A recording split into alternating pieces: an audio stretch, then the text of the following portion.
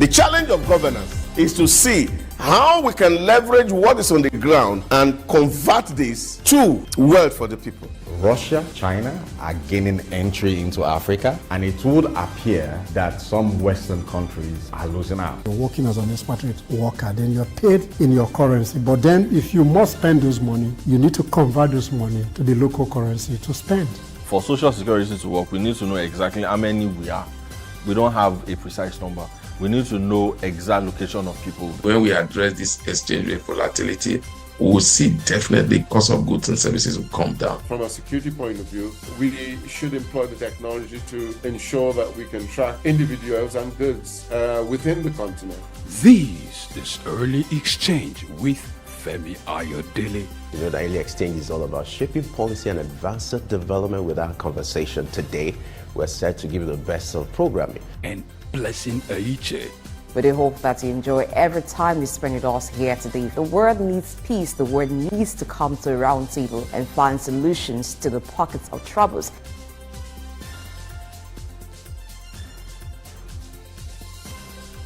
Early Exchange, shaping policy, advancing development. Yes, it's another beautiful day. Every day is like a new opportunity, it's like a new chapter, it's like a new book. And it's public holiday in Nigeria, and interestingly, the public holiday has been extended to Thursday. The Minister of Interior has announced that an extension, you know, it's another day, which is for us to enjoy our holiday. And I hope wherever you are joining us this morning, you're having fun, you're enjoying your holiday, you're having an extra day. What an opportunity for us to come together this morning, an opportunity for us to discuss issues related to business, finance, and the economy. It's your favorite program, Early Exchange, and always my pleasure to be your host. I am Femi Ayodele. Don't forget to become a part of this conversation. Today we'll kick off, the conversation around Eid al-Fitr, the essence of that celebration. We also talk about some of the things Muslims globally are expected to do at this season. We're also going to continue with our global update. We'll look at what is happening in South Africa and the rest of the world. Don't forget, it's your program. All you just have to do is to go on our social media platform, on our YouTube page, to join us in this conversation. And we assure you that your voice will be heard. Now, let's go on a short break. When we return, we'll kick off with these updates. Stay with us. Broad Street. Broad Street, situated in Lagos Island, is steeped in Nigerian history. Once the biggest financial hub of the country, it housed the headquarters of major banks, linked to CBN, the stock exchange, and the loads of lender companies. Broad Street is a historically significant street. It has played a central role in the development of Lagos and history, an important commercial and administrative center for the British colonial authorities. It was also a home to some of the city's earliest modern buildings. Broad Street was a residential area in the pre-colonial era. With the British came the Methodist Boys High School in 1878 and the Broad Street Prison in 1882, renamed Freedom Park. The General Hospital, which was a British military hospital, was built in 1893, being the first general hospital in Nigeria. The old British Secretariat building, which is now the Federal Ministry of Justice, was built in 1906. Broad Street has seen a full turn into modern commercial office blocks, complexes, skyscrapers, and markets from the outer marina through Akpombo, early into the Adeniji-Adele Road. Broad Street is one of the busiest streets in Nigeria on weekdays, where commercial activities take place day and night. From modern buildings to ancient structures, this street gives one a raw dose of life in Lagos. Broad Street is often referred to as Lagos Financial District. It boasts a mix of architectural styles, reflecting its long history, colonial-era buildings, Victorian and Edwardian architectural features, alongside more modern skyscrapers and structures. Broad Street remains a vital, vibrant part of the Nigerian economy. Broad Street. SOUQ. National Theatre, Igomu. Built during the military regime of Olusegun Obasanjo and finished in the time for the Second World Festival of Black Arts and Culture, FESTAC, in 1977. The theatre holds amazing treasures and memories. The artworks fill everyone with pride. The National Arts Theatre is visible from the motorway which connects Lagos Island and the mainland. The National Theatre is packed with the artworks of a legendary contemporary Nigerian artist, stained glass walls by Yusuf Grillo, sculptures and murals by Lamidi Fakeye, Erabo Emopai, and many others. It was put to full use for a month as one of the 4 venues of the second World Black and African Festival of Arts and Culture, tagged SOUQ 77. The complex hosted 16,000 participants from 56 African countries and the diaspora in an unprecedented showcase of African music, fine art, literature, drama, dance, and religion. The National Art Theatre was built and designed by Techno Expert Stroll, a Bulgarian company mirroring the Palace of Culture and Sports in Varna, Bulgaria. Completed in 1976, the building is one of the largest and most beautiful of its kind on the African continent. It consists of a central hall with 5,000 seats, a collapsible stage that can be quickly rebuilt, a conference hall with 1,600 seats, 2 large exhibition halls, and 2 cinemas with 800 seats each. The theatre complex has a dressing room for artists, a garage, offices, coffee bars, and a buffet. It has indoor TV and radio systems, as well as booths with facilities for simultaneous translation of languages and hectares of lush green lawn around. The majestic structure sits in Igomu like a quiet mountain, mesmerizing visitors and passers-by. The National Theatre, SOUQ Enlightenment.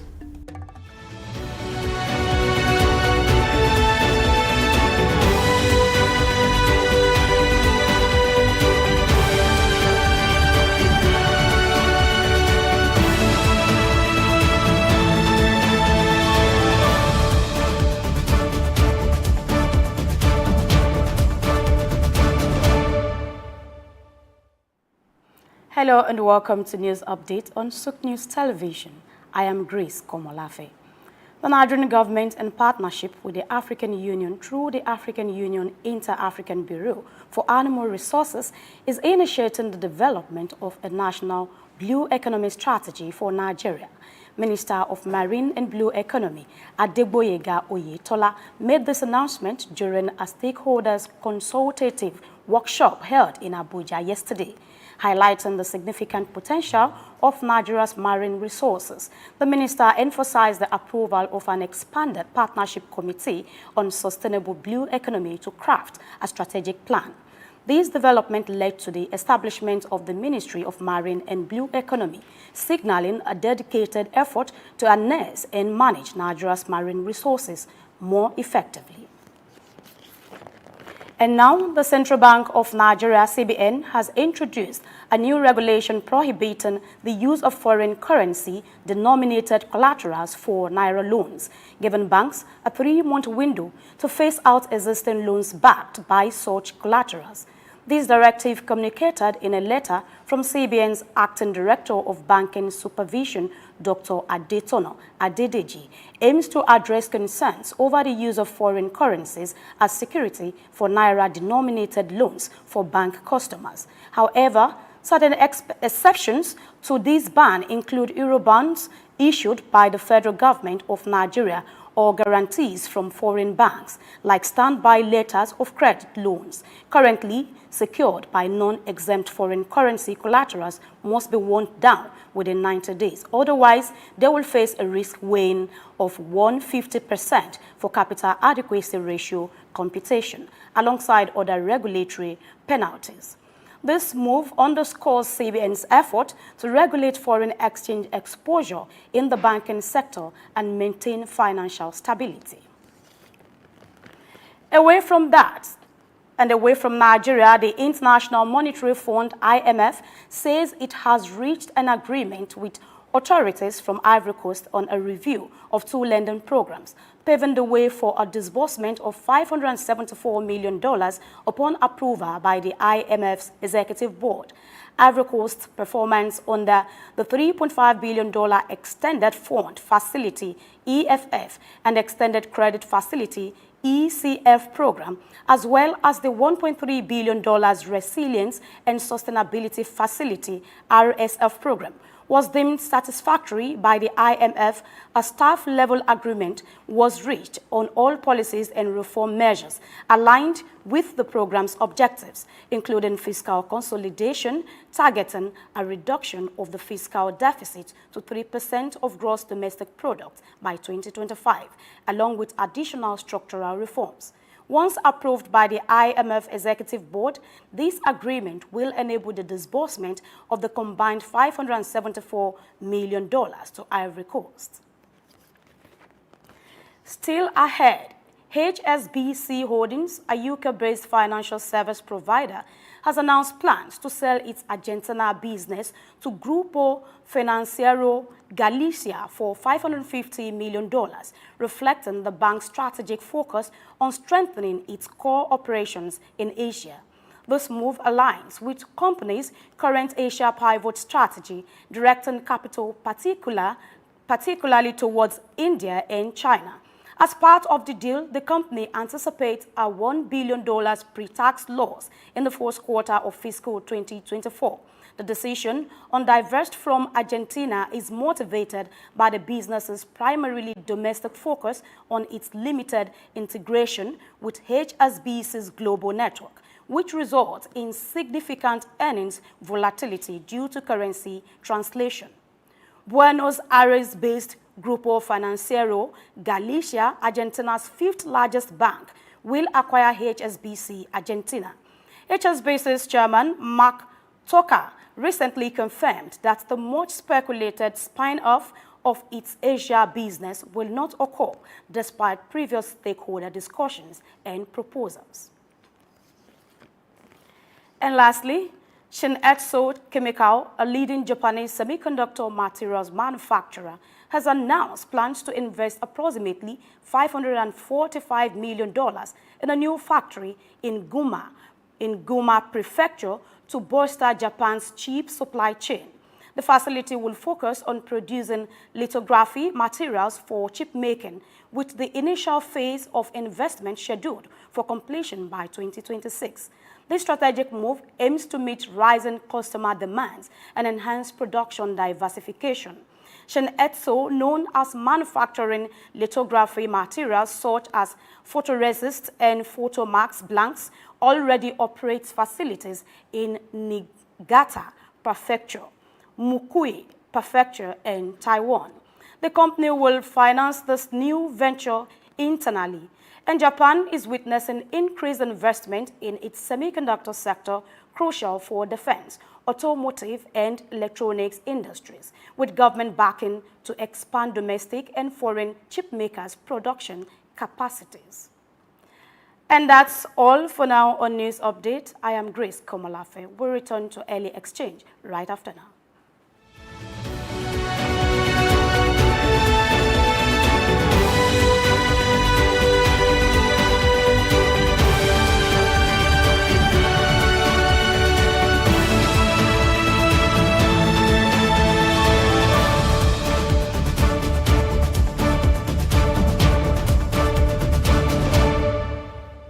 Lateef Jakande.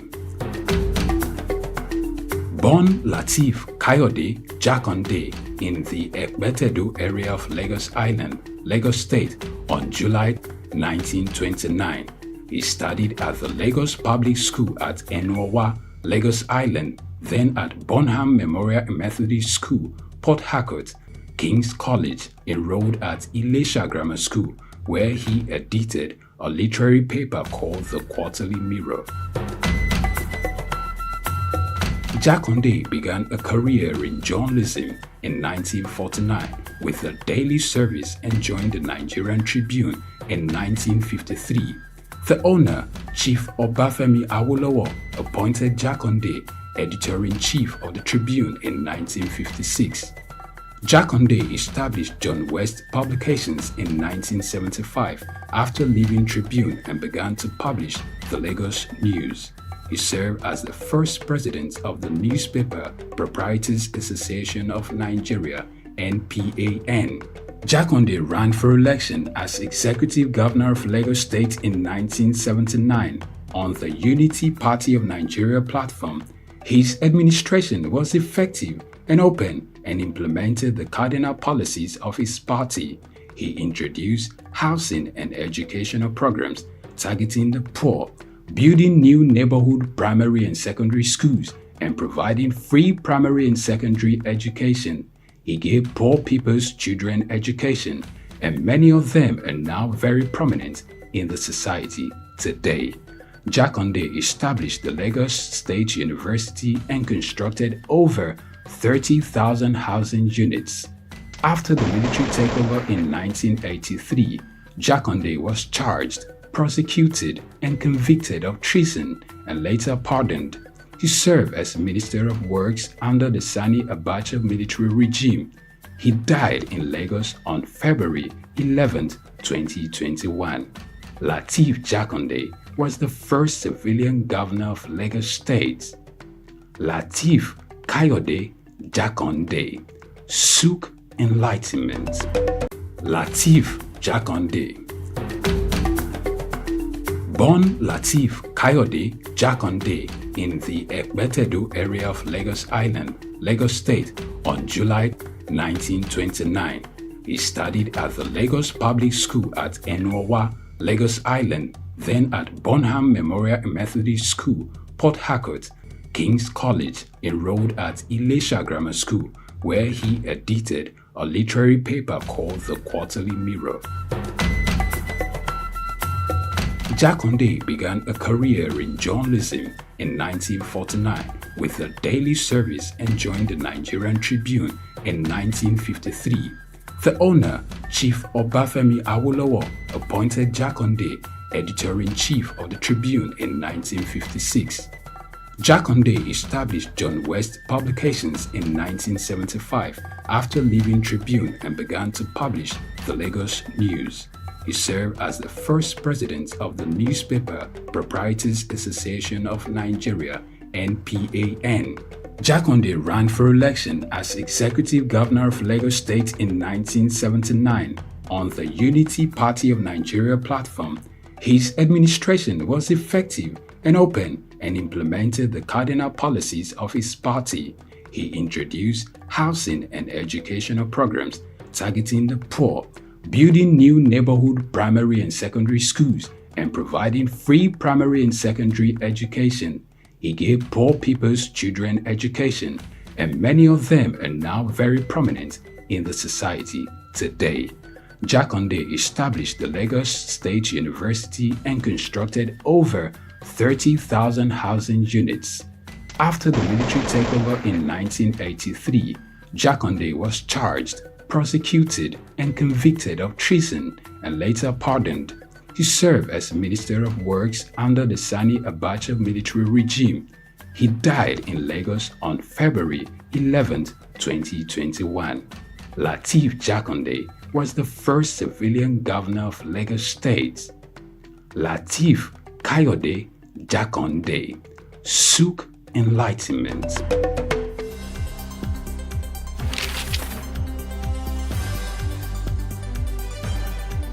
The challenge of governance is to see how we can leverage what is on the ground and convert this to wealth for the people. Russia, China are gaining entry into Africa, and it would appear that some Western countries are losing out. You're working as an expatriate worker, then you're paid in your currency. But then if you must spend those money, you need to convert those money to the local currency to spend. For Social Security to work, we need to know exactly how many we are. We don't have a precise number. We need to know exact location of people. When we address this exchange rate volatility, we will see definitely cost of goods and services will come down. From a security point of view, we should employ the technology to ensure that we can track individuals and goods within the continent. This is early exchange with Femi Ayodele. You know, the Daily Exchange is all about shaping policy and advancing development. With our conversation today, we're set to give you the best of programming. And Blessing Aiche. We do hope that you enjoy every time you spend with us here today. The world needs peace. The world needs to come to a round table and find solutions to the pockets of troubles.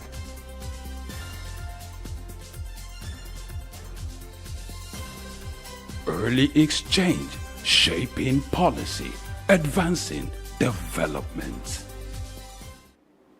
Glad to know you're still there with us. Now let's begin our business of shaping policy for today.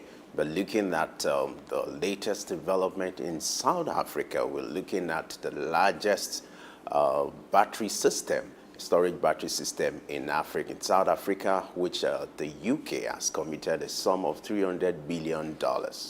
The question is, what is the interest for UK here, and what will be the impact of this project for South Africa, who is battling with the issue of energy supply and power supply in recent times? Let's take the conversation to our in-house guests. We're being joined by Sam Oruje as usual. Glad to have you join us this morning. Good morning, Femi. My pleasure to be here. Good morning. Welcome to the show. Good morning, Blessing. Thank you. It's been like a week or more. I So think we're glad that you're back here. Yeah, thank you. You know, once Sam is not here, he's busy behind the scene. Of course we know. You know. Thank you very much indeed. All right, glad to have you join us. Let's look at this project, the largest single battery storage system in South Africa, which the UK is committing a sum of $300 million. That's huge. Let's start with you giving us background about this project, and precisely what do you think would be the impact of this kind of project for South Africa? All right, thank you very much indeed. This project is to drive renewable energy transition in South Africa, and the UK government has committed over $300 million to this project. This project is called the Red Sand project, that is based in North Cape of South Africa. The idea is to find a way to drive the process of energy transition in Africa. And one of the biggest generation company called Globelec, they have a branch even in Nigeria, has won the bid for that project. So it's a transition for renewable energy, which will support the energy transition in South Africa. So that commitment is part of the strategic relationship between the UK and South Africa to drive that process. So that commitment, to a very large extent, is not really free. Is a support that will aid a transition to renewable energy.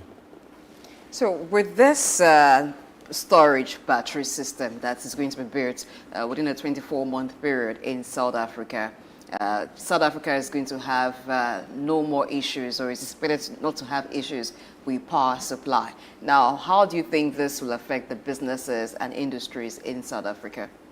There is an expectation that the energy challenge that South Africa, which is even the one of the greatest countries in Africa that has more power generation, and this renewable energy option will help to scale up the energy.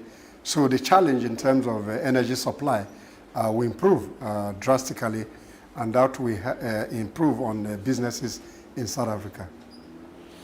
Now, looking at this level of investment on the part of the UK government, why do you think they're quite interested in a project like this, then committing a huge sum of about $300 million? What is the need for UK? Like I said earlier, it's not really free lunch. It's a project that they have committed that money. So they have some relationship with the Red Sand project. That's why they are committing that amount of money. And I think over a period of time, that investment will get back to the UK. So there's something in it for them as a country. So, but what is important is that South Africa is going to benefit from that project. And I think once that project becomes very successful in South Africa, I'm sure they will scale that project elsewhere in Africa in the nearest future, maybe after the 24-month test. So the bid process took a long while, and Globelec, which is a major energy generation company, has won that bid, and within 24 months, they were able to deliver that project to South Africa. So the question now is, why South Africa? I knew that this is not a free project for Globelec, but why South Africa? There are other countries that are battling with power issues. Is it a thing of where they think they can recoup the money from? Yeah, that's number one. Two, I think the enabling environment is there, and I'm sure that when they did their viability and visibility study, North Cape of South Africa may just have that kind of business environment that will sustain that project. Let's look at the company who actually won the bid for this project. That is Globelec. You know, if you look at what they've done in Tanzania, even in South Africa, they provided about 1,800 megawatts, and in some other African countries, including Nigeria. Are you quite optimistic that this company will be able to handle this project, and then will be able to deliver within the time frame, you know, allocated, which is like 2 years? Yes, if you look at the selection and the bid process, for a company like that to have successfully got into the final process of the bid and the contract has been given to that company, there's no doubt in my mind that they'll be able to deliver on that value. Mind you, it's one of the largest generating company in Africa. To that extent, therefore, I'm sure they have the capacity and the capability to deliver on that project. So for this project that Globelec is embarking on, it's going to be based on renewable energy, and it's going to give them at least about over 300 megawatts, 300 to 600 megawatts. But Nigeria is still battling around 5,000, sometimes 12,000 megawatts. The transition from hydropower or having an energy mix where you have renewable energy, isn't it something that other African countries should be looking at? And if you're not currently looking at it on this large scale, what could be the reasons? I think Globelec itself is operating in Nigeria, and those kind of mix that you mentioned are on the pipeline. But how soon the government is able to conclude some of those discussions with Globelec so that they can build battery power systems that will help us to transit into renewable energy. So the political will and the kind of investment in that industry is a major challenge in Nigeria. So hopefully the UK government, that is a major funder for that project, I hope they will fund our project in Nigeria in the nearest future, in my view. Now, citing the largest storage battery system in South Africa, you know, what might likely be other impacts of that, other opportunities that will provide, and the impact of that on the economy of South Africa, apart from the fact that it's going to make impact on the energy sector? What are other prospects and opportunities, you know, citing this kind of factory in South Africa? I think it's interesting to note that South Africa is the most industrialized country in Africa. So the kind of imperative that brought about that project is to sustain that industrial complex that South Africa has, and they are able to recoup their investment in the shortest possible time based on that. So, and I think that calculation is based on the business viability of South Africa to be able to take that power generation, kind of renewable power generation from Globelec that is providing that Red Sand project in North Cape of South Africa. At the end of the day, that environment will be able to sustain the investment that has been made for that project. The resources needed for this storage battery system, most of it are going to be gotten from South Africa. We have situations where primary products have been found in some African countries here, but they are exported, and then the finished products are brought in here. But the reverse is the case. A factory is going to be sited in South Africa, converting this to energy.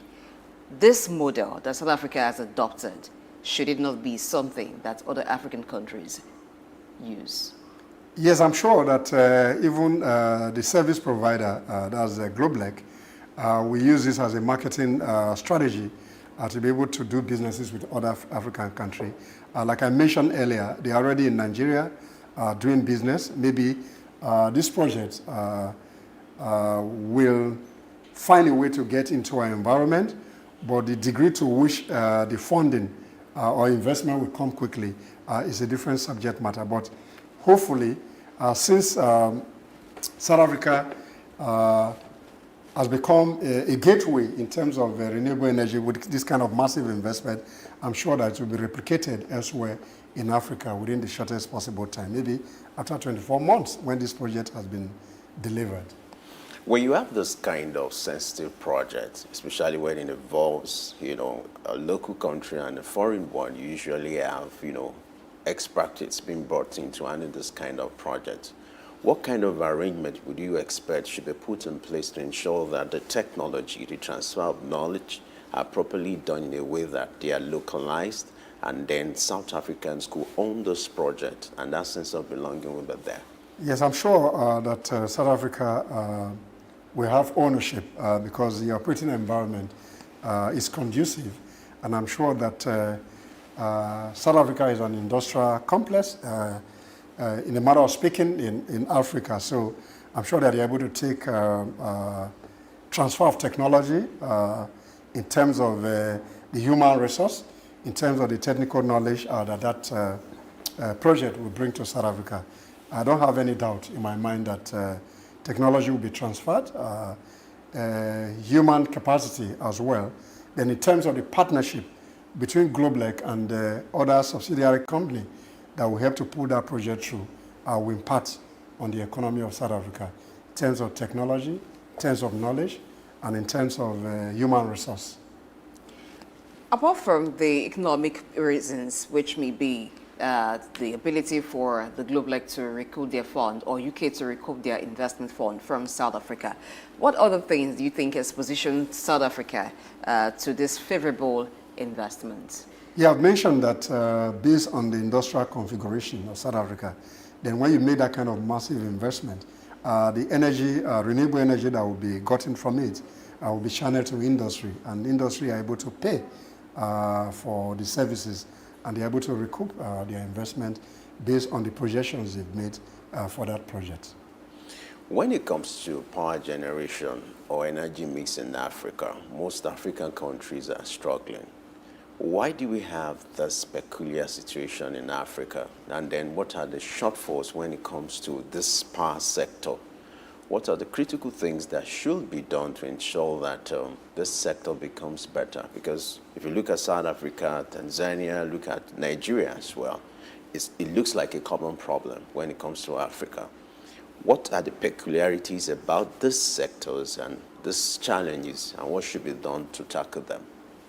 I think the challenge, number one, has to do with governance and corruption issues. We cannot overemphasize the issues of corruption. If you look at Nigeria in particular, there was a massive investment in power generation, and there were stories that were being told about 18 billion US dollar, I think, was invested in that sector, and the impact was not seen. And I think this is replicated in some other African country that has issues of corruption. So how best can we get off this issue is that political leaders must find a way to invest more of these resources in energy mix. Once that resources are properly deployed into power generation, that will impact positively on industry.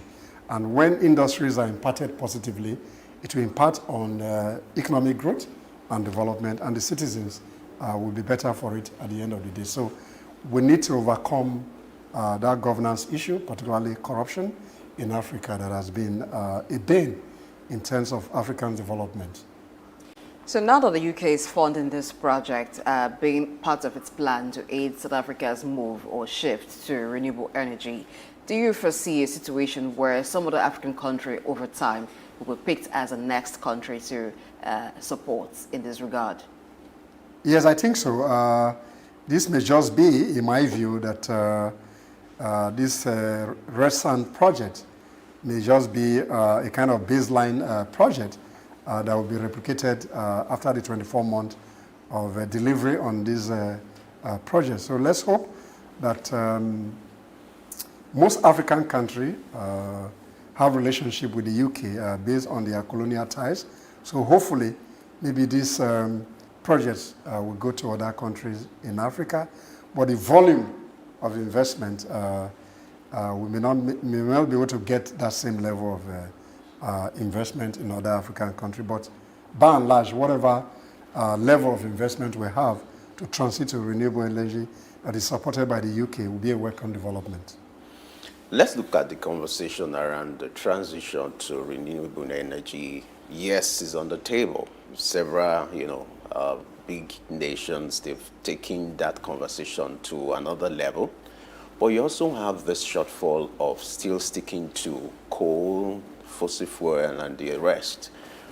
How do you assess the disposition to this transition to renewable energy in Africa? For me, I've always had a different view in terms of renewable energy. It's good that we have transit to renewable energy, but the global north that are pushing us into the renewable energy mix are equally investing massively on the traditional means of energy.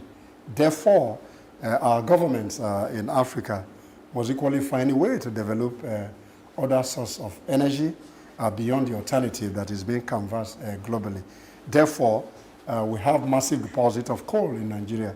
The government should be thinking of investing in that aspect. China, for example, have massive investment in terms of coal for energy. Even Germany and some other countries. So why is it that the global south is being pushed into the renewable energy mix, where most of those technologies will still come from the global north? So there's a need to balance in terms of expediency for our energy challenge to invest in both the traditional and renewable energy for us to be able to transit in the long term. So we have the energy policy is 2040, so we still have a long time to achieve that here in Africa. So we need to have a mix from the traditional and renewable energy. Those are my personal views. All right, now talking about having a mix, this technology with which Globelec would use to build this battery storage system, if it had been won by a local company, do you think in terms of the cost, it would have been reduced? What happened to the local tech companies, the local power generation companies developing local technologies for problems like this? The resources are here. Most of the resources are here in Africa when we talk about renewable energy, but the technology is what is missing. What happens to the capacity of the local companies here? Globelec may not be able to do that project alone. You just hear when you sign a major bid, you only see the major bid company in the public space.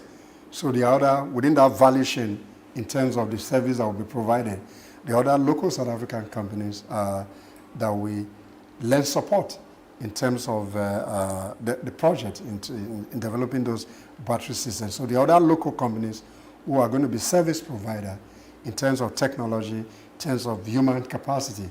So we only just hear Globelec as the major bid. So the other smaller companies that will be there. So in the long run, it will be beneficial to technology provider in South Africa, either in terms of the human capacity, in terms of the IT skills, and some raw material input that is needed for that project. I'm sure it will be beneficial to South Africa beyond the major Globelec, which is the leading power generation company in Africa. What are some of the peculiar issues that Africa is battling with when it comes to energy mix or transition to renewable energy? And then do you see Africa being at the receiving end in this game of transition, especially when it comes to the issue of technology? No, I don't think so. I think what we just need is the political will to drive the process. Africa is gifted with natural endowment, and some of those natural endowments principally are in the realm of alternative energy mix. We have sunshine, we have hydro, we have other. So the government need to find a way to invest, have a mix of investment, then develop technology. Then one of the major impediments into energy generation or distribution, particularly in Nigeria, was the powerful Abuja, where everything was domiciled. Now that you have that law repealed, where local government, state, and other subnational companies can invest in that sector, maybe within the shortest possible time, that story will change. So that challenge in terms of being the receiving end may not necessarily be there. So communities can generate energy based on their peculiarity, based on the source of other raw material that can power renewable energy. So the government needs to invest now that we have mini grids elsewhere. And the example of geometrics in Aba is a welcoming development. And I'm sure since that investment was successful, some other investors may want to invest in other industrial clusters where they can recoup their money within the shortest time possible. All right, we'll take a break on the conversation, continue after this time.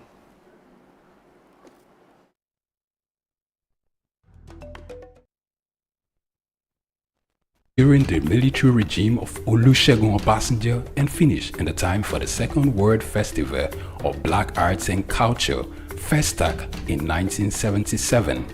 The theater holds amazing treasures and memories. The artworks fill everyone with pride. The National Arts Theatre is visible from the motorway which connects Lagos Island and the mainland. The National Theatre is packed with the artworks of a legendary contemporary Nigerian artist, stained glass walls by Yusuf Grillo, sculptures and murals by Lamidi Fakeye, Erabo Emopai, and many others. It was put to full use for a month as one of the 4 venues of the Second World Black and African Festival of Arts and Culture, tagged SOUQ 77. The complex hosted 16,000 participants from 56 African countries and the diaspora in an unprecedented showcase of African music, fine art, literature, drama, dance, and religion. The National Art Theatre was built and designed by Techno Experts Troll, a Bulgarian company mirroring the Palace of Culture and Sports in Varna, Bulgaria. Completed in 1976, the building is one of the largest and most beautiful of its kind on the African continent. It consists of a central hall with 5,000 seats, a collapsible stage that can be quickly rebuilt, a conference hall with 1,600 seats, 2 large exhibition halls, and 2 cinemas with 800 seats each. The theater complex has a dressing room for artists, a garage, offices, coffee bars, and a buffet. It has indoor TV and radio systems, as well as booths with facilities for simultaneous translation of languages and hectares of lush green lawn around. The majestic structure sits in Igomu like a quiet mountain, mesmerizing visitors and passers-by. The Nation.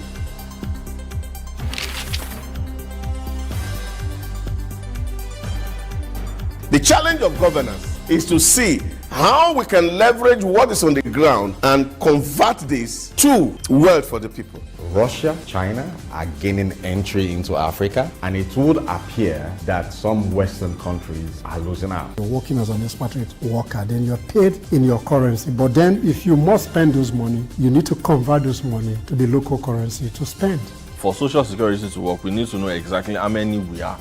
We don't have a precise number.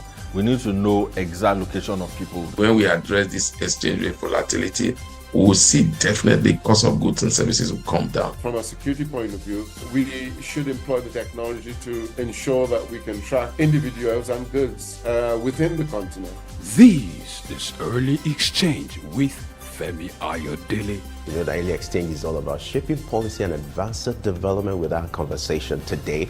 we're set to give you the best of programming. And Blessing Aiche. We do hope that you enjoy every time you spend with us here today. The world needs peace. The world needs to come to a round table and find solutions to the pockets of troubles.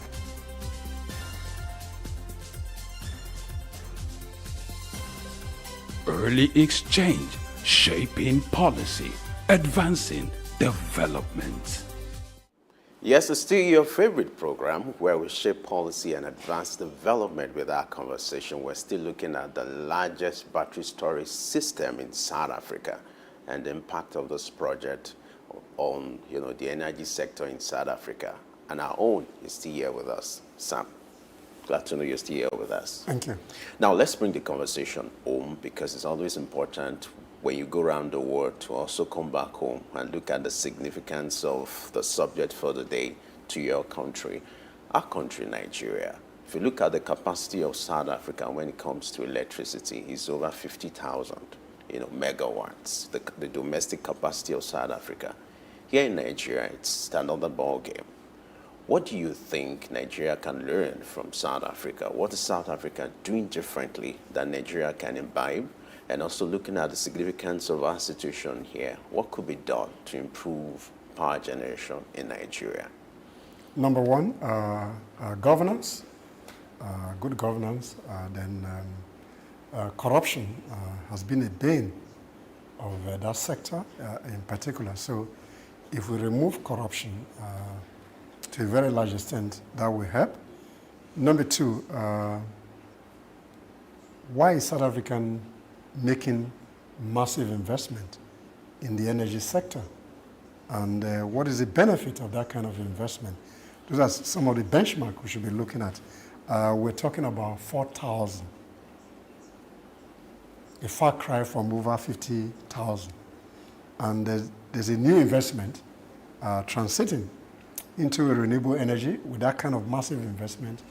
And we're here talking about who is responsible for increase in tariff, where even what you generate is even inadequate to even cater for domestic purposes. So the lesson here, or the takeaway for us, is that the government needs to recalibrate the process of how we can sustain an energy mix that is beneficial to industrial businesses, domestic, and other sector of the Nigerian economy. So therefore, since even Globelec is already doing business with the government, the idea is to scale up some of those projects which Globelec already have a technical competence to handle. So therefore, with the new window to subnational government in terms of your capacity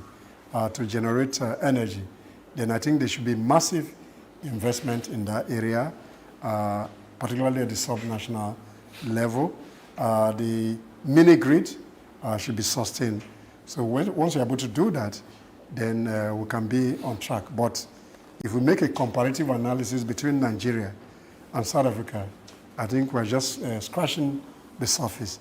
Therefore, we must challenge ourselves as a people to see how we can address this energy problem, which is not even good for small and medium enterprises.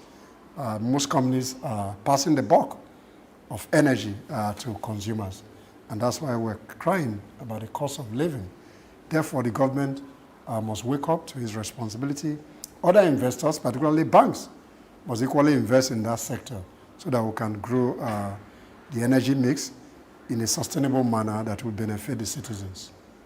Talking about growing the energy mix, this project is a national project, and it is aimed at supporting the integration of other types of power, like solar and wind, onto the grid. But here in Nigeria, the situation is different. We have a national grid supported by hydropower, and that's running alone, as a standalone. And every other type of energy that is being developed is majorly run by the private sector and is not integrated. Why hasn't it been possible to have an integrated grid?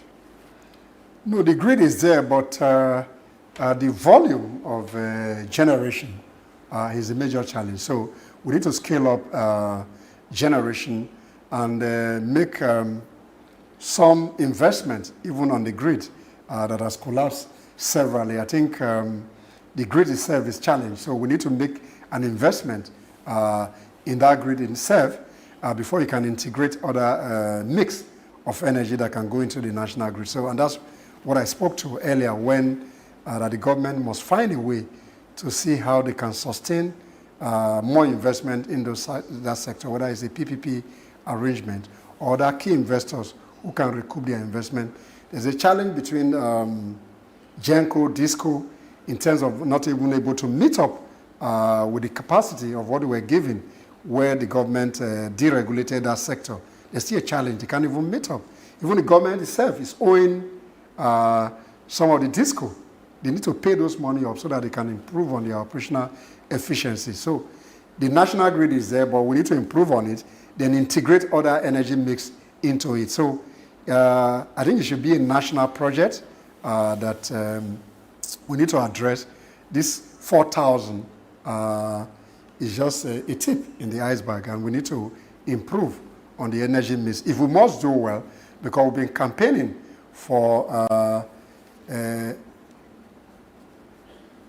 to sustain ourselves in terms of what we consume locally rather than our dependence on import. But if the energy is not there to propel industry, then there's going to be a problem. Now, let's talk about the right investment in renewable energy. You are obviously showing here in Nigeria where you have over-reliance on the national grid. And according to International Energy Agency, the grid has collapsed in the last 6 years 46 times because of the over-reliance on the national grid. Now, let's talk about the right investment that should take place in renewable energy in Nigeria. Nigeria has it in abundance. You have solar, you have gas, and all sorts. Now, what should be the starting point? Knowing fully well that the president earlier this year signed into law the electricity bill, one or two or few companies have taken advantage of that. But what should be the starting point, the investment in renewable energy, so that we shift the conversation from the national grid? No, the point is that since the law was amended, it gives subnational government some window to invest in that sector. So before now, maybe in the last 2 years, where this law was amended, it was impossible for states, local government, and even some independent power producer to operate in that sector. Now that that has been deregulated, like Blessing asked earlier, we have this renewable energy mix already there. So to what extent can we pull those resources into the national grid for sustainable energy supply? So those are the key questions. One, strengthen the national grid. Then this mini grid operation must be sustained so that they can cater for specific industrial clusters, and that the over-reliance on the national grid will not be there. So, but in the final analysis, we need an integrative approach to the energy sector, like what South Africa is currently doing. That will help us to reduce those challenges. There's this argument that the pricing for electricity is not right in Nigeria, and that if Nigeria were to attract the kind of investment that it needs for sustainable power, then the pricing of electricity will not be what it is currently. It will increase further. Do you subscribe to that thought? First and foremost, what is important is to even generate the electricity. And then the issue of pricing and competition, we'll be able to deal with those challenges, where you don't even have adequate supply of energy in the first place.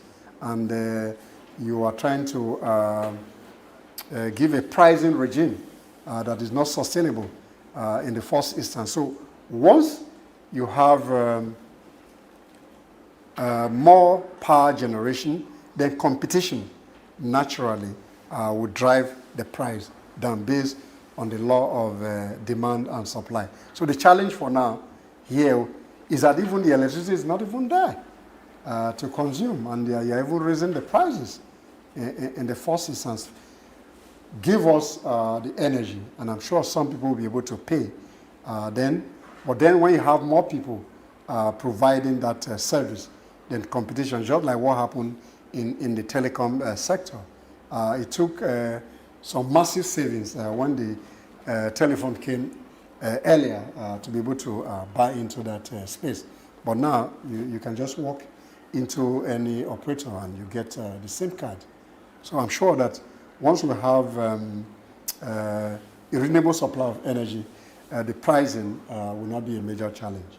Using the example of the telecommunication industry, when it was privatized, we saw different providers come into the space and there is competition, or at least to an extent. But in this case of the power sector, it's been more than 11 years that it's been privatized. And the hope that there will be competition that will lead to better service delivery and less pay from the end of the consumer is still looking like a dream. What are the issues? At the time of the deregulation in that sector, some of the due diligences on the companies that acquire some of those companies, whether they are Genco, Disco, whatever name they are called, the due diligence were not properly done. Number two, the investment in those sectors were not adequate to prepare those changes.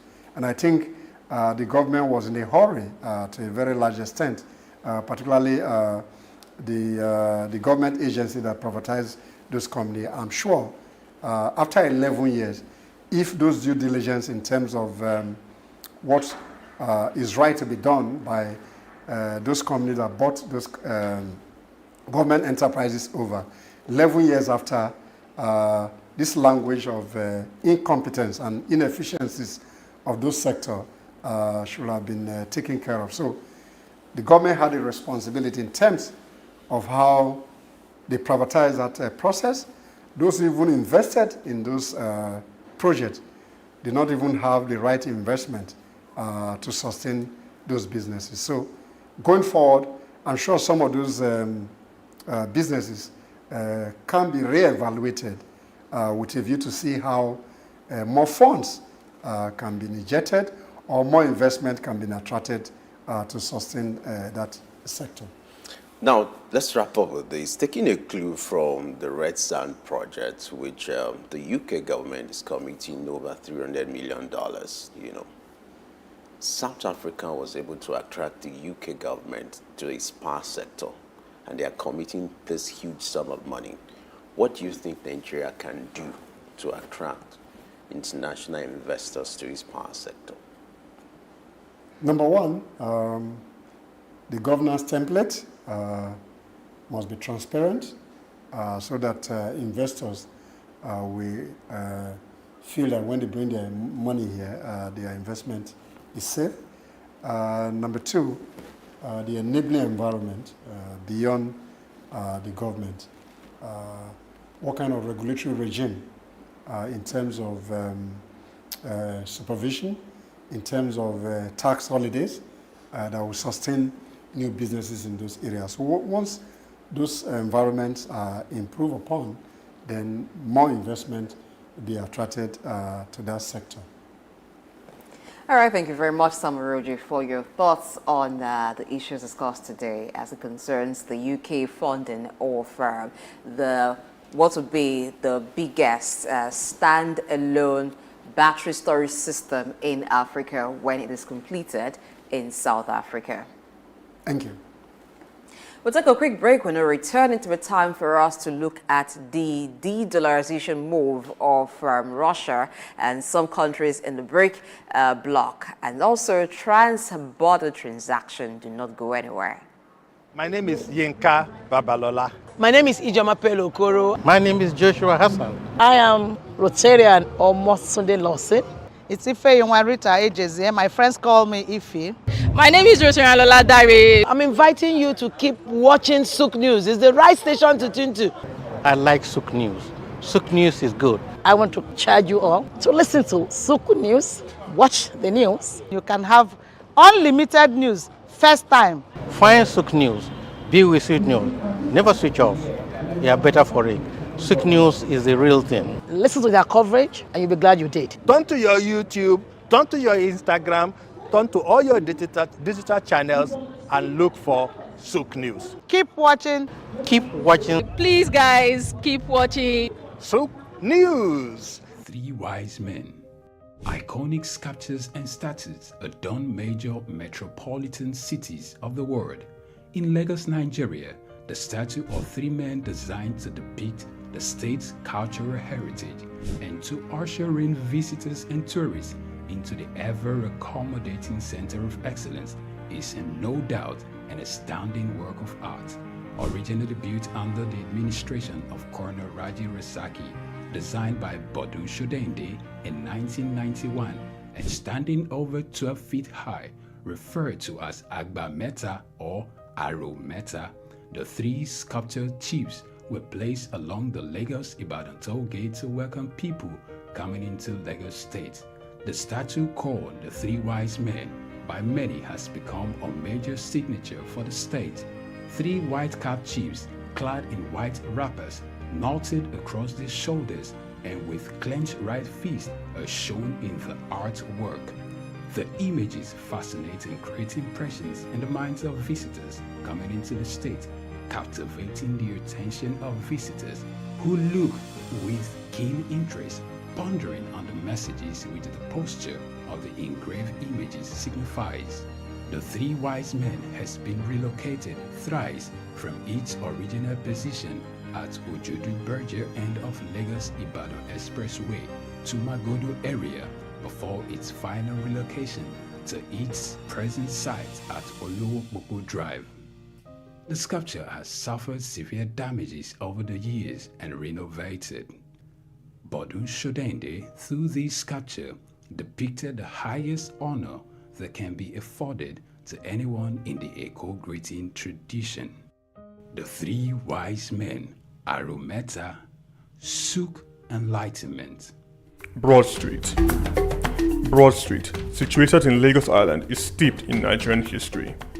Once the biggest financial hub of the country, it housed the headquarters of major banks, linked the CBN, the stock exchange, and the loads of lender companies.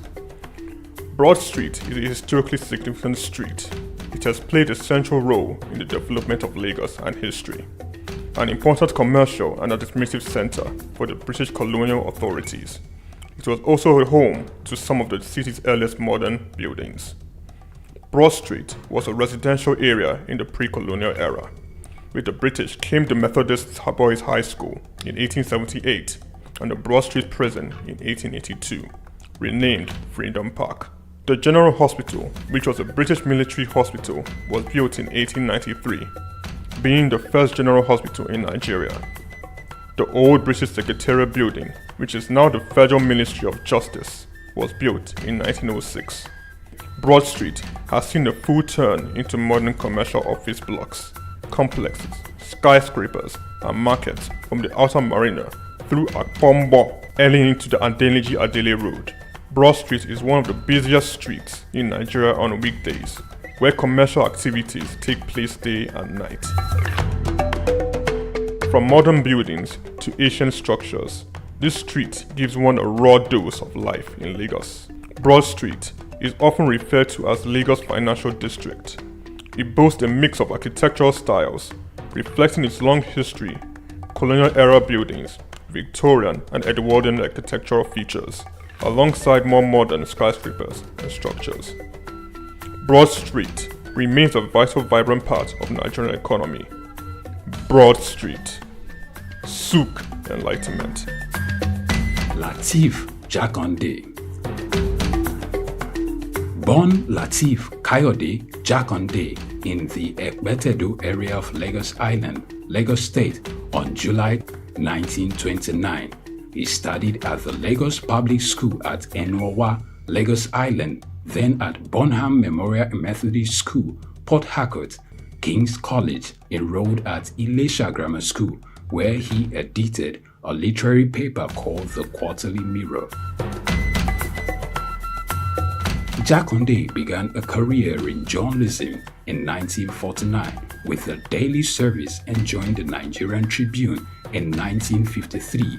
The owner, Chief Obafemi Awolowo, appointed Jakande editor-in-chief of the Tribune in 1956. Jakande established John West Publications in 1975 after leaving Tribune and began to publish the Lagos News. He served as the first president of the Newspaper Proprietors Association of Nigeria, NPAN. Jakande ran for election as executive governor of Lagos State in 1979 on the Unity Party of Nigeria platform. His administration was effective and open and implemented the cardinal policies of his party.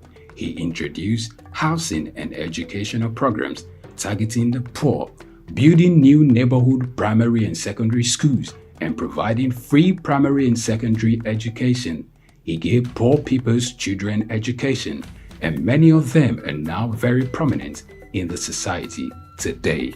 Jakande established the Lagos State University and constructed over 30,000 housing units. After the military takeover in 1983, Jakande was charged, prosecuted, and convicted of treason and later pardoned. He served as Minister of Works under the Sani Abacha military regime. He died in Lagos on February 11, 2021. Lateef Jakande was the first civilian governor of Lagos State. Lateef Kayode Jakande.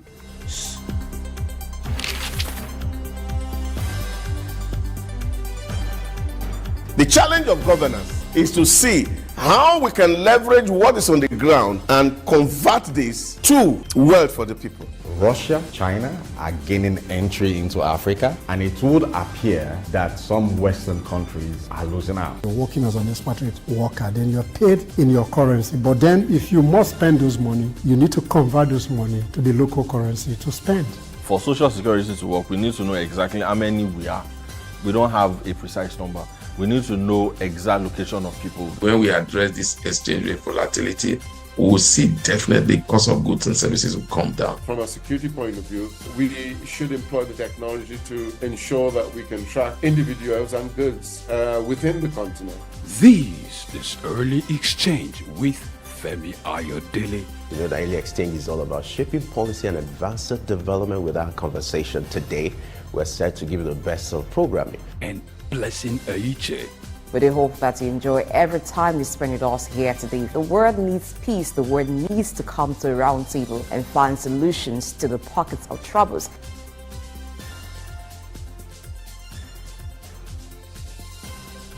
Early Exchange, shaping policy, advancing development.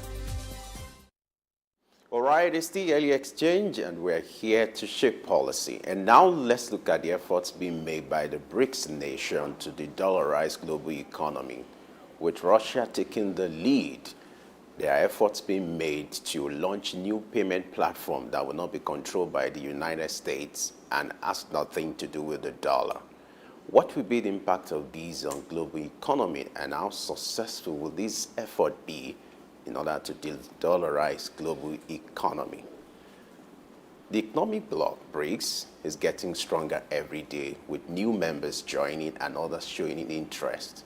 How will this play out for global economy? Let's shift the conversation to Dr. Idauza Samazi, who joins us now on Early Exchange. Glad to have you join us this morning. Femi, good morning. My pleasure to be here. Good morning, sir. Welcome Blessing, to the show. good morning. All right. The economic bloc, the BRICS, is getting stronger. So it appears, and in reality it is, having new members virtually, every now and then. But now the effort is being put in place to ensure that they de-dollarize global economy. And the plan is to launch an international payment platform that will not be controlled by the United States. And even the currency as well will be to shift attention from the dominance of the dollar. How do you see this play out? Well, I think it's part of the international systems that when nations assume power, the first thing to do is to entrench their own means of exchange as the principal exchange signal for the world. You see, before the dollar became the source of exchange, because British has ruled the world, and they, of course, were the owner of almost all goods. So it was interesting to see that every currency in the world was backed up with gold. But after the First and the Second World War, given the overwhelming victory that came with the American sophisticated weapon power, the international system was reordered, and what you find is that dollar became the currency for global transactions. And of course, every country has been running against the dollar. So what we're seeing here is that, again, like they say in international relations, the mix of power has changed from where people used to have large, you have territory, you have natural resources as the ultimate determinant of power. Today, power has changed, and of course, the SOUQ control technology is the one who's actually in control of power. So we're seeing a China who is conquering the whole world in terms of what they're doing with power. We're seeing Russia, of course, coming again alive, aligning with China to see how to build a second bloc that will be stronger and more bigger than the U.S. economy. But the extent to which this will stand is still something that still will need to be desired, because if you look at the map of the wealth of the world, you will still see that a greater proportion of the wealth still stands with the United States of America, and it's still more powerfully in terms of resource, in terms of the military might and sophistication. They are still there. For example, the GDP of BRIC nation is about 28% of global GDP, while that of the America alone stand at about 46%. And this is showing you where the power is. So to what extent will the BRIC nation drive this? Is something that we needed to be looked into in the days and in the weeks to come. So this move by the Russia or most of the countries in the BRIC bloc didn't start now. There's been build up to it to de-dollarize at least the global economy. Do you see it as being too aggressive, the level they've gone to now? Well, I don't think it's about aggressiveness. It's the challenge of most nations in the world managing their monetary policy against the dollar. And so I think that's the real issue. You see, most of the thing we are having today in Nigeria, if the value of the dollar gets higher, and of course you are here buying, it definitely affects you. So what the BRIC nations are doing really is to have an alternate currency, and I'm not sure that they can actually legislate out the dollar, is to see that in our trade with ourselves, we have an alternative currency that will be acceptable to member nations. Just like you have in the EU region, the euro. So when EU countries are trading with themselves, what you see is that they use euro, but that does not delegitimize the use of dollars in the European Union. So what you are likely going to see is a BRICS nation, maybe eventually in the longer run, agreeing to have maybe a common currency that, of course, will be acceptable as legal tender within the member states. And then, of course, that facilitates trade. And the shock that always comes with the dominance of dollar may not be overly felt in those regions. So I don't think it's a belligerent move. I just feel it's an economic move to see how the BRIC nation are able to actually put in place this structure that will help the flow of trade among member nations. Now, let's talk about the role being played by Russia. You know, Russia happens to be, if I may use the word, ringleader now. Why do you think Russia is championing this kind of conversation as regards creating alternatives and also the digitalization of the global economy? Yeah, I think it's just the sentiment of the war that is ongoing between Russia and NATO. I don't want to call it war between Russia and Ukraine. So it is the sentiment of the war between Russia and NATO. And what we have seen is that all assets of Russia is confiscated by NATO members. And so to that extent, you're trying to incapacitate Russia, and they are not able to do business with outside world. And therefore, it's only very, very reasonable for Russia to be thinking of a solution or alternative to the problem that they challenge, or the running battle between the Putin government and NATO is currently presenting to the world. This is where the real issues are, and I think that is what Russia is trying to do to survive. In the game of power, survival of the fittest is what it is. So Russia must survive, and if China remains ally, and of course members of BRIC nation, India is his ally, therefore there's a need to see how to integrate within that bloc so that the Russian economy or society is not suffocated. So what role would the global currency market play in the move for de-dollarization? When you say a global currency market, see, the real issue is that every nation has their, sovereign nation has their currency.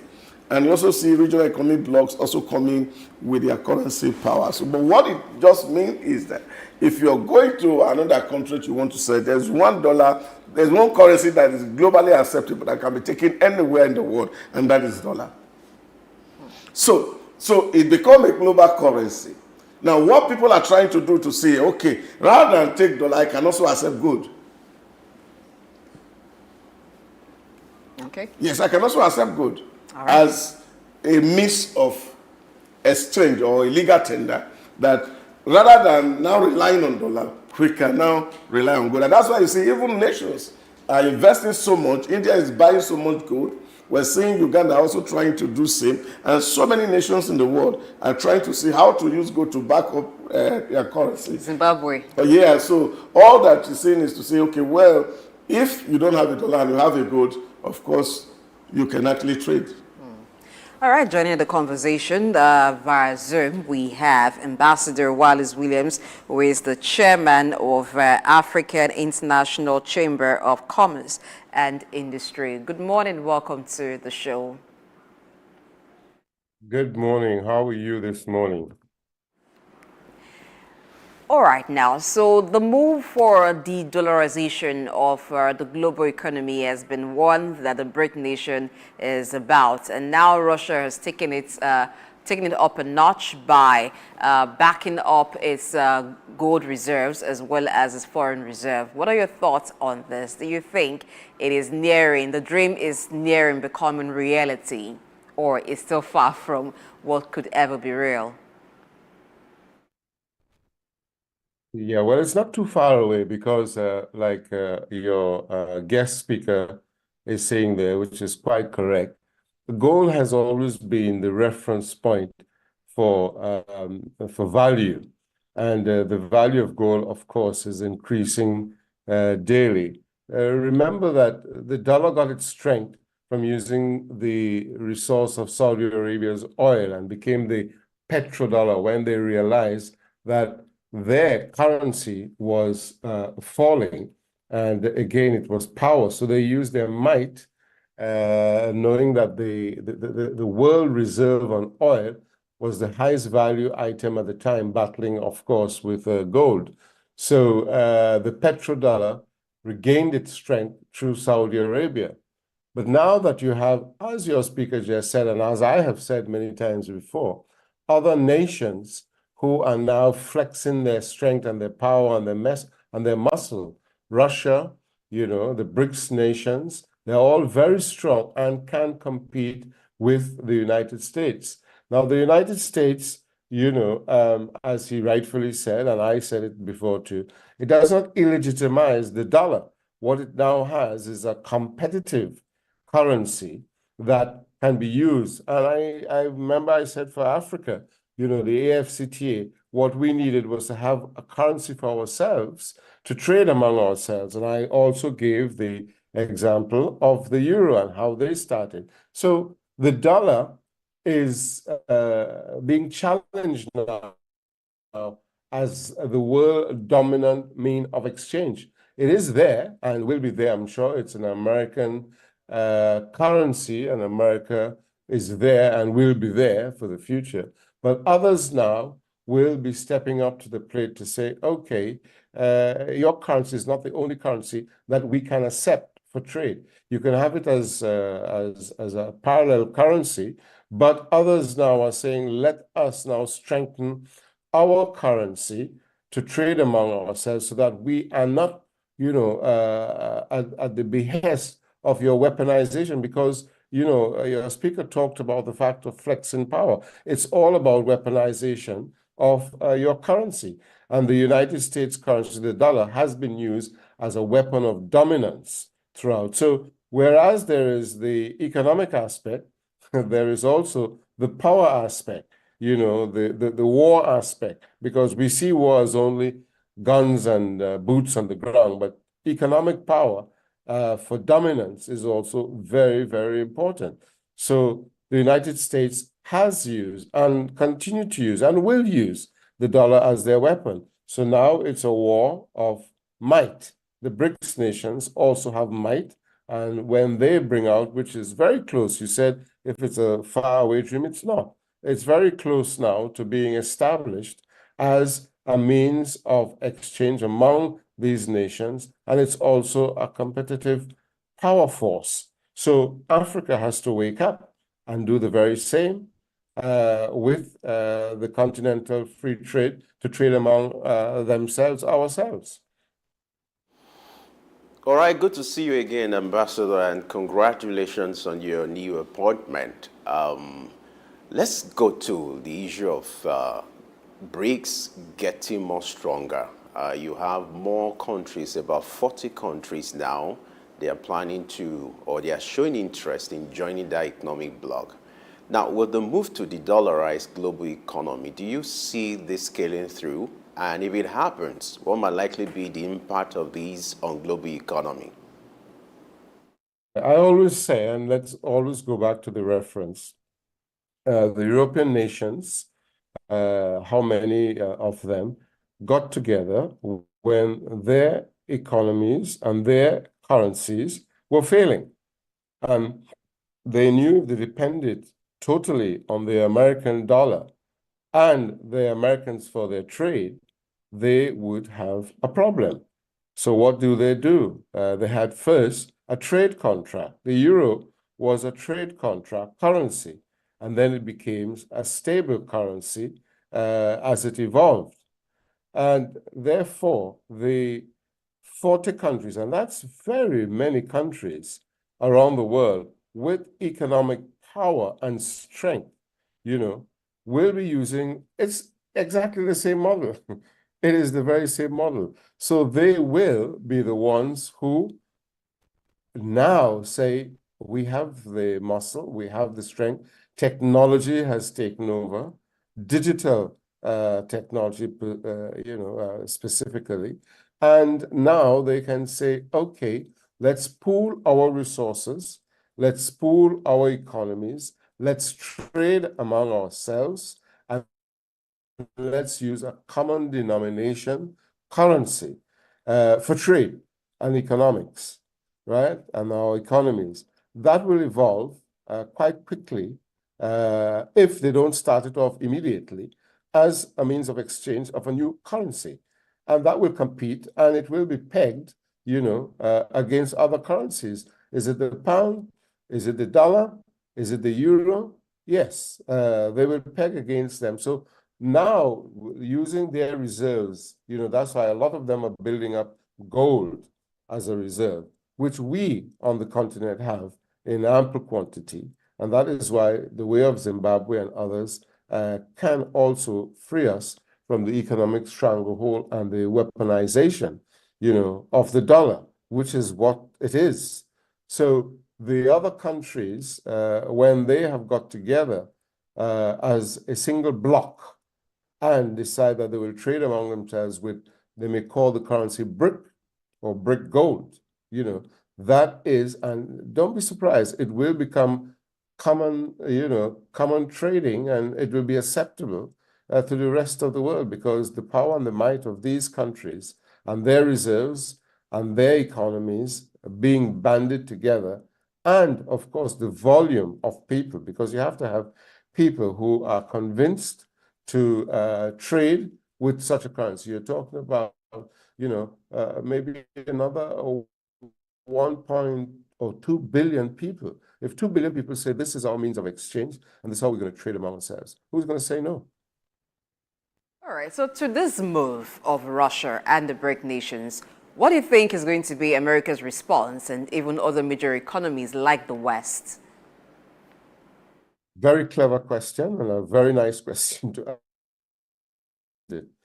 They are going to respond, and they're going to find how they can utilize. And that's why there's a mad scramble for resources by all the other countries as well. It's about how to build up our reserves and ensure that we have enough to fight people who are opposing our stranglehold on the world economy, because the dollar is the stranglehold on the world economy as a currency. So therefore, you would find that they're not going to take it lying down. What they did with the euro are a friendly ally nation. So they never really went against it, because after euro was evolved, they, as a bloc, was still trading very well with the United States. So they are friends, but they are going to see Russia, China, and others who have joined them as their enemies. And therefore, they are going to fight espionage to undermine the evolvement of this currency, because this currency could become the lingua franca of trade for the world. It's the world economy that's at stake here. Therefore, they are going to fight back. There is no doubt about that. But it is how the waters are tread and handled by the BRICS nations, because they still have, among themselves and with America, they still have diplomacy. They still have to trade as well. So it's who is going to fall, out of the BRICS bloc. I think that's what's going to be the main fight.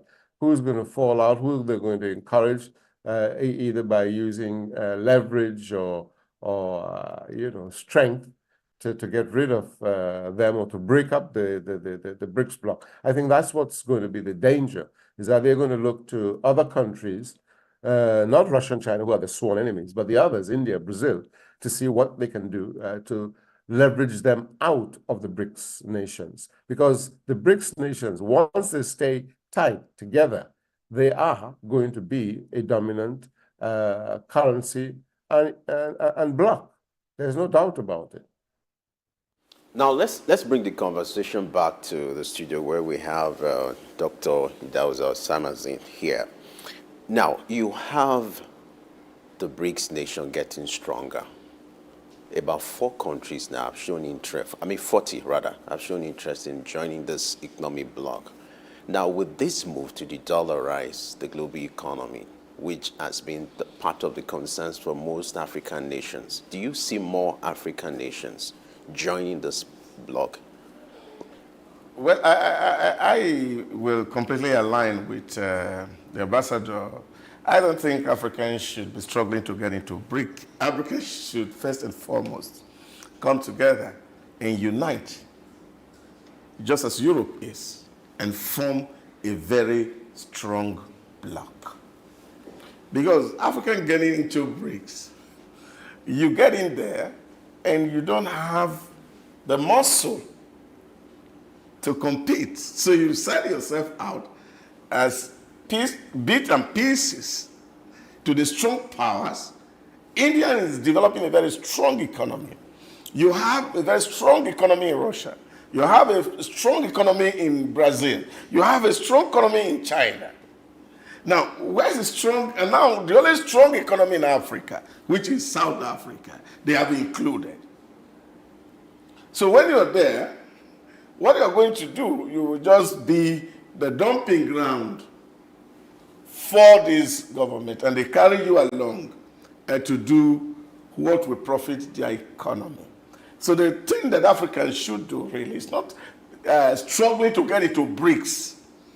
It's Africans themselves forming an alliance to break the artificial barriers that the SOUQ colonial masters had forged amongst us. And then we build a one united Africa that will be able to either relate with NATO or the BRICS, as the case may be. That is the goal Africans should pursue. Now, but when you're joining this association, or you're coming as individual nation, what you're going to see is that you will not have that negotiating power in that bloc. So, you open up your economy freely to these people, and they take it all over. So African, like Europe, and I've also said this, and this is one of the things that the West has not done. After the Second World War, the Marshall Plan, which was initiated to build Europe, is the beginning point for the Euro economy. And this was to encourage European countries to trade among themselves. But what do you see in Africa? Africa trade more with their SOUQ colonial masters than they do with themselves. So Africa needs to trade with itself. We have the resource that everybody is looking for. But we will not be able to rightly value those resources if we don't come together as a bloc and say, oh, this is an African state, one united African state, that is saying to the world, if you want anything from us, we determine the condition and the terms in which you get it. China is relying so much on Africa, just as the Western nations are relying on Africa's rich deposit of natural resource. So we need to take advantage of what nature has given to us and build a common regional power around it. And then we can flex muscle when it comes to negotiation. But if each individual nations in Africa now start to do this negotiation, to join this organization, we may not be able to survive going forward. All right. Now, how do you think Africa will achieve this? Let me take this first to Ambassador Wallace. How do you think Africa will achieve this unity to form a bloc and then have a common currency and pursue cause for its own interests? Now, this, I'll read to you the message of someone who visited Nigeria recently, and then he was complaining on LinkedIn about the fee he had to pay for a single entry visa. Now, he said in 2024 alone, he's been to Nigeria about 3 times, and for each trip, he's been charged about $215 for a single entry visa. Now, his question is this: how can we achieve about a borderless Africa on the promise of the AFCFTA? So the issue of borderless Africa is one. And then recently, trans-border traders have begun to reject the Naira. That's another angle. These issues within Africa, how can they be dealt with for a bloc to be formed and then a single currency achieved? We spoke about this for the past few months, and I'm happy that question has come up. Yes, what he is addressing is that visas within Africa have to be demolished. That is one of the first things that has to be done to ensure that we can start trading amongst us. We already have the vehicle. The vehicle is the ACFTA, which is for trading among ourselves, like the European Union trade bloc. Now we need to remove the borders so that Africans can travel freely. Open skies for flights to fly freely within the continent. Remove the visas so that we become borderless, you know, in digital terms, right? Because we don't have all the infrastructure to move in physical terms, because we don't have a trans-African highway or a trans-African railway, but at least we have flights. So if we remove the visa entry and visa entry fees, Africans can now move among themselves. Those who can fly or move cargo. Now, on top of that, we now have a common currency to be implemented.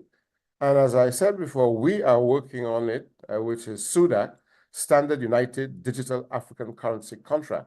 And it is a contract to start with as a means of trading among ourselves, because as our learned speaker said there, and it is very important, we are going to be recolonized again by BRICS if we are going with our begging bowl. We have all the resources to back our own currency and saying, please, please, we want to join you, BRICS. That is all almost, you know, infantile, because at this modern age, we have enough intelligentsia among ourselves, you know, among our learned, very well-trained finance personnel within the continent to form our own African Central Bank and to work on and with a currency that can trade among ourselves, which reinforces our strength, you know, to be able to say and negotiate on equal terms with BRICS, with the United States dollar, with the European Union, euro, with the British pound. That's all we have to do now. All we have to do now is come together in unity for the African free trade, because we have the perfect vehicle. The ACFTA gives us that. And nobody can deny our right to have a currency to trade with. And we are trading among ourselves. We're not saying that we are not going to accept your dollar or your euro or your pound, right, for other transactions. But for what is the most essential part of our economies and strengthening ourselves is to have a common currency. And again, I will go back to say that the African Union has a responsibility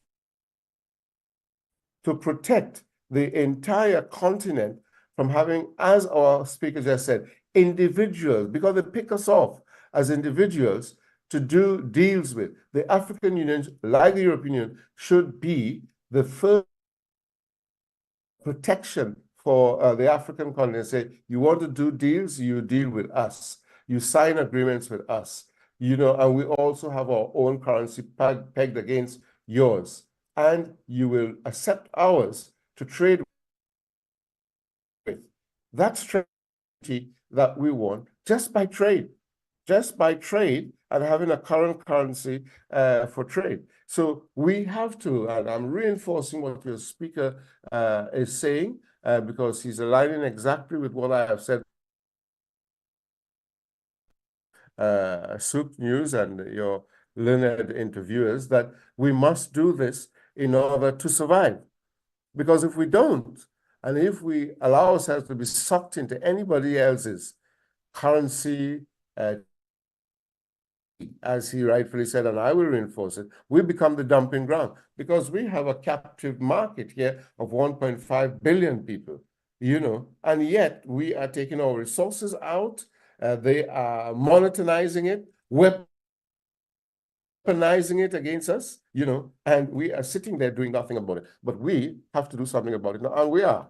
We are planning and we are working on the SOUQ, which is a Standard United Digital African Currency Contract to start with, and then that will evolve into a common currency for trade.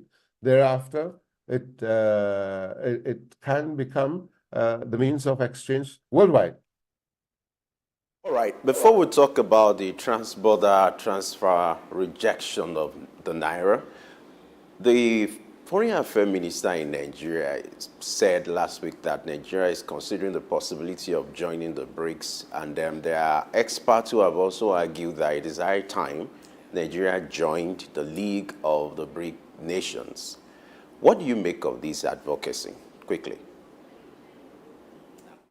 I think Nigeria is going the wrong way. To be honest, Nigeria should not think of joining the BRICS. Nigeria should think of leading the African United Currency, because we have most of the resources in Nigeria that can give us the lead.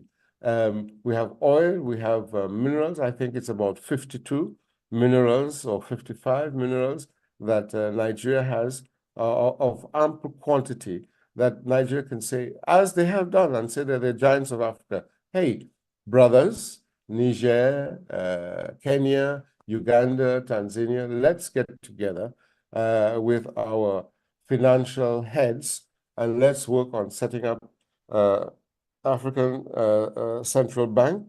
Let's work on establishing our own currency. And BRICS are doing what they're doing, that's fine. But if we are going to become an economic power, and if we're going to have Nigeria remain as the giant of Africa and the lead for the African continent, they have to take the lead now and stop talking about, sorry to say, stop talking about joining BRICS.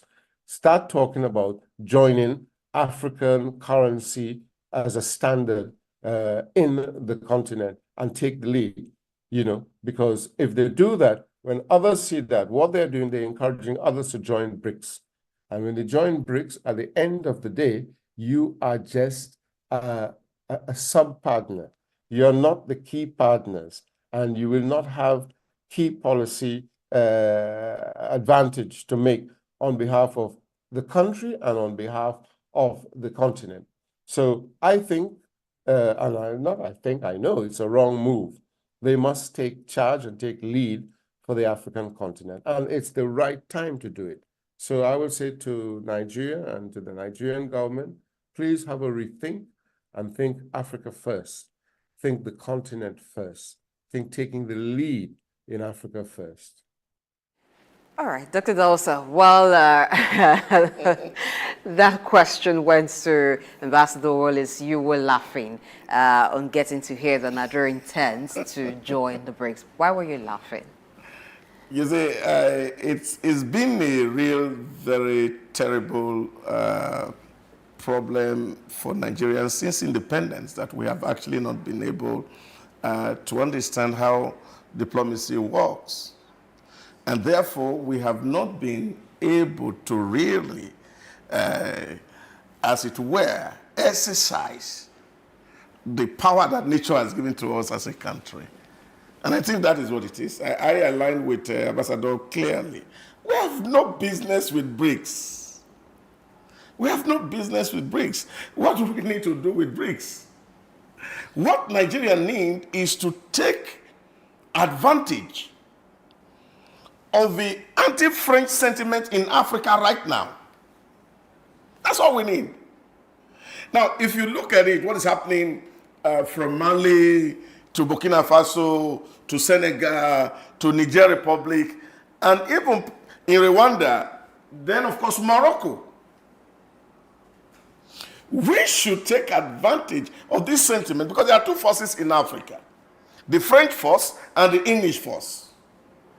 Now the most strong and the most dominant is the French force. Now that the French colonists are realizing their exploitation, this is the right time for Nigeria to take leadership. I was in Morocco about a month ago, and you see that the Morocco society asking, what do we really get from French? And the king of Morocco deals more now with America than he does with French government. So he's no longer pro-France as it used to be. Now he's pro-America. Because where do I get more value really? Now all this sentiment is what we should harmonize. And we see that Rwanda has transitioned from speaking French, though they still use the Rwanda franc, but now they speak more English in Rwanda than they speak French. And of course, the strongest ally of Rwanda as we speak now is Britain. So all these are what Nigerians should provide leadership for. That is discordant tone within the region. We should pull them together. The president of Nigeria should be on this driver's seat.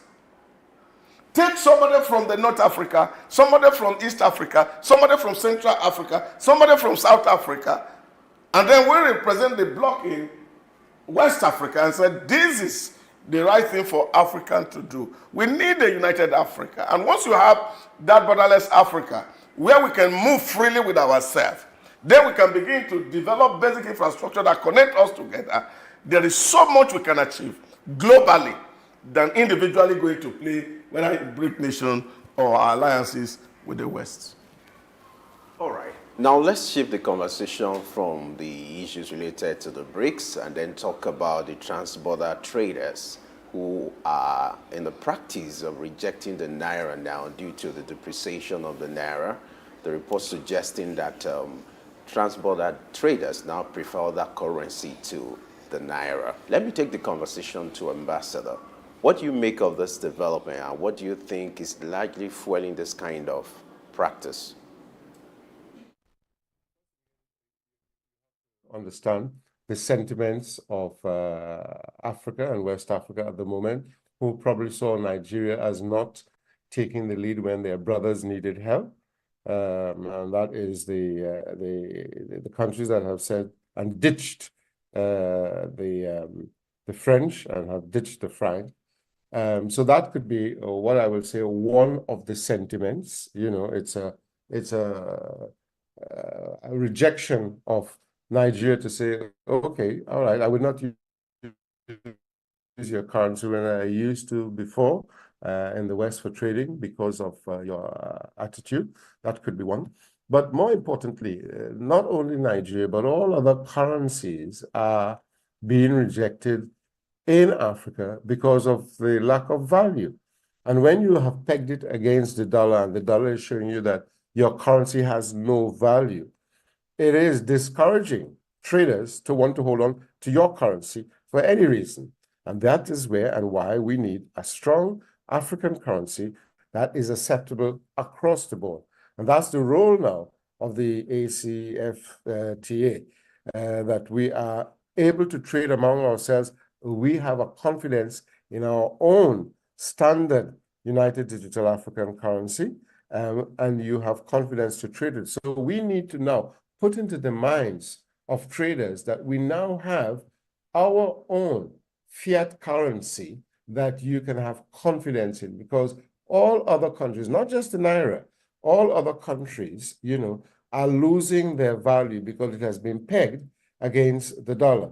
So where is ours? Where is ours to give us confidence? Because about confidence, what is a means of exchange? What is a currency exchange? It's trust that what I pay you has value. And if they are seeing the value of the Naira being reduced daily, they are worried that this sliding scale and the predominance of the dollar on your currency, they will not feel safe to hold, you know, the Nigerian Naira as a means of trade. West Africa, you know, before will hold the Naira and use it as part of their trading among Ghana and the others, etc. And it showed that it was Nigeria having a lead and being strong on their economy, that people accepted the currency of the Naira. Since they're rejecting the Naira, the go-to, because there isn't a common currency in Africa now, would be the dollar. Doesn't that further depreciate currencies in Africa?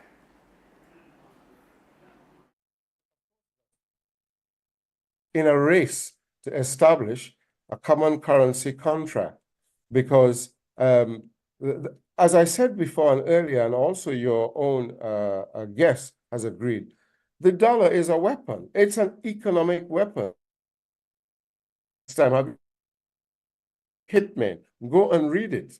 Please go and read it, because it's very, very essential to understand how the world economy works when they need to keep you down from evolving. World economy, even including some of the founding members of the BRICS nation, is to ensure that the African continent do not stand up strong because they have all the resources to dominate, because they come to us for our resources to strengthen their economies and their currencies. So the dollar is a weapon. It is a weapon. It's an American weapon. You can't blame them because they want to dominate the world with their services, their way of life. And you can only do that when you have the strength of a value of your currency. And we have the strength to be able to barter, to be able to relate, to be able to negotiate based on us having a standard currency backed up by our very, very strong resources. So we've got to go that way. We need to go that way because, it is weaponization of currency to dominate, countries and stay on top. Let's wrap up with this all-important questions. I'm going to start from Dr. Idahosa, then I'll get to Ambassador to wrap it up. Now, why will await the common currency for Africa? In the meantime, what do you think African nations should do to reduce this influence of dollarization of the economy? I start with you. Yeah, I think it's clear enough. The onus is on the African Union, the AU, really to move beyond rhetorics and start to actually put framework on the ground to support even this kind of initiative that Ambassador is talking about, and to see how we can foster this union in good time. It has to start with SOUQ. You see, when the coup happened in Niger Republic, and you see the response of Nigeria, or ECOWAS, was ill-advised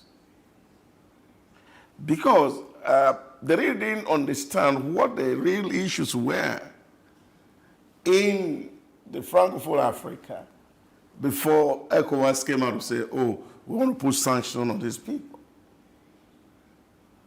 Yeah, nobody is advocating for any coup, but Nigeria must also be able to stand up against some of these obnoxious laws that came with these republics. And so people who saw you as a brother before, now seeing you as if that you are representing a foreign interest, and you don't have the interests of your brother in heart. So that healing process is what needs to start, so that we can begin to see that leadership. And I think Nigeria, the president of Nigeria, is well positioned to champion this healing process in Africa and see how we can pull everybody together and start this conversation first. And I think Rwanda, anybody from Africa who gets into Rwanda as we speak is visa-free. Not visa on arrival, is visa-free for the first 30 days. Kenya is adopting the same model. And I think Nigeria should be at the forefront of visa-free for all Africa. Subsidy on education in Rwanda is not just for Rwanda citizens, it's for all black Africans without discrimination. And I think this is the kind of leadership that Nigeria should provide for the African state, and to say we are ready to accept you in, we are ready to help you where we can, but we need to think together as one. All right, Ambassador, it's your turn to wrap up this conversation with your golden, submission on what African nations should do to reduce the dollarization of the economy. Why will I wait the common currency which your committee is working on? Yeah, I am very happy to hear what Dr. has said, Dr. Idaho. It is time that, Nigeria can seem to be the leader again if, the president and the government decide, let's start the healing process. Let's do advocacy. And advocacy is Africans doing it for themselves, by themselves. African solutions to African problems. Now decide and do a 360-degree turnaround and say, let's have an African policy, an Africanization of the continent, and damn the consequences of and the policies of the West. Let's embrace our brothers. Let's embrace the ideas of Pan-Africanism, and let's start the healing process. You've put a very key term there, because we are brothers.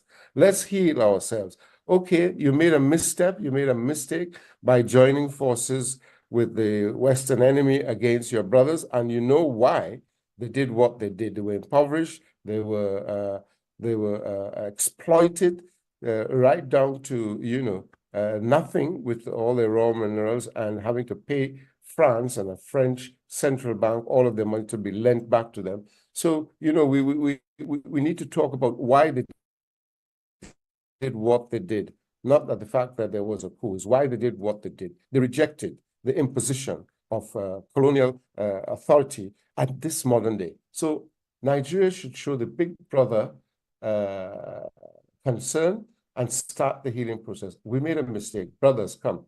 Let's embrace you.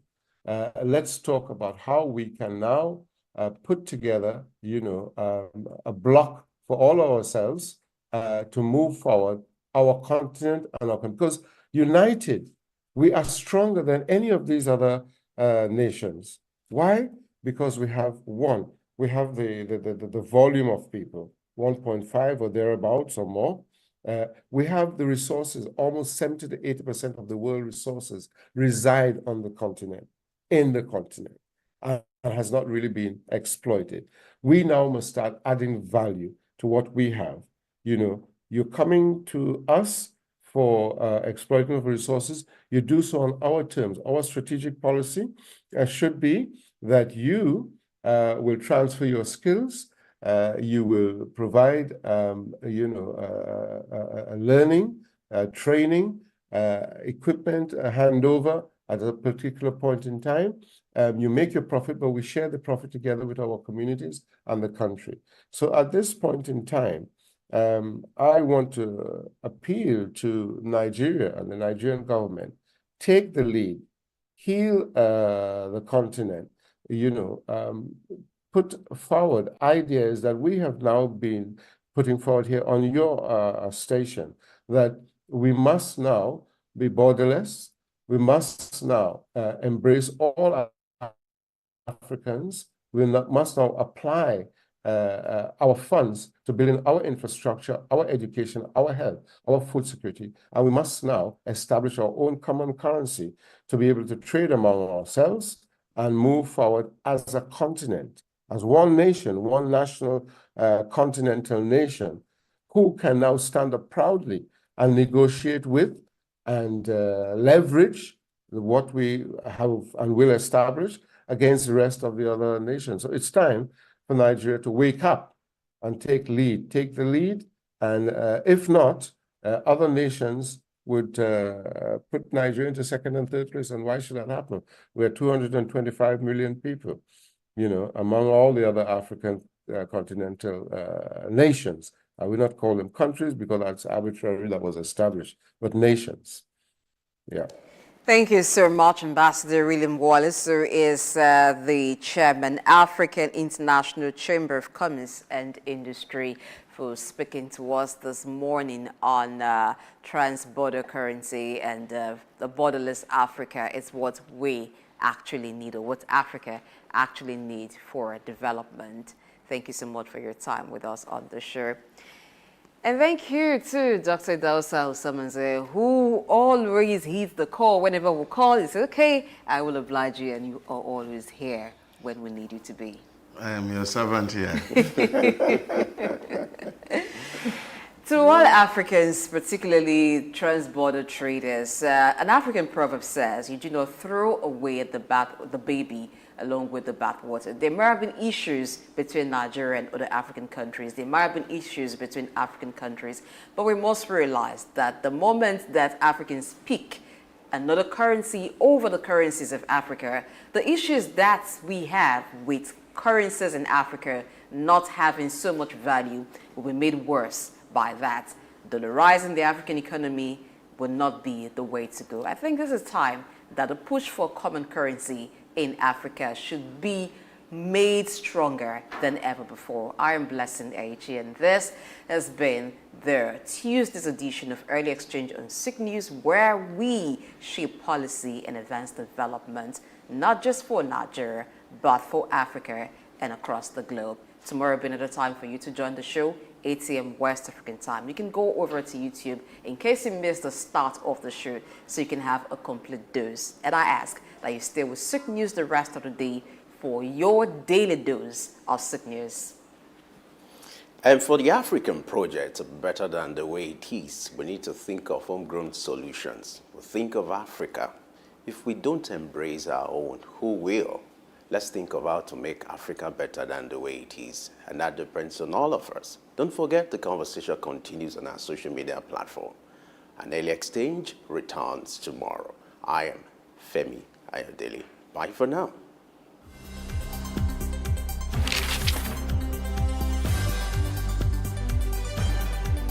The challenge of governance is to see how we can leverage what is on the ground and convert this to wealth for the people. Russia, China are gaining entry into Africa, and it would appear that some Western countries are losing out. You're working as an expatriate worker, then you're paid in your currency. But then if you must spend those money, you need to convert those money to the local currency to spend. For Social Security to work, we need to know exactly how many we are. We don't have a precise number. We need to know exact location of people. When we address this exchange rate volatility, we will see definitely cost of goods and services will come down. From a security point of view, we should employ the technology to ensure that we can track individuals and goods within